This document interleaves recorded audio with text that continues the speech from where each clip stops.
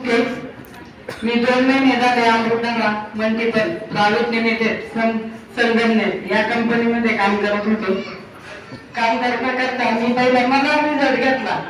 मला पित्ताचा खूप त्रास होता, पायाची शिरकावा फुटली आणि त्यामधून मला जवळजवळ तर होतच होती, पण मला त्याचा खूप त्रास व्हायचा. कधी कधी मी म्हणायची, कधी आपले खूप दवाखाने केले हे केले.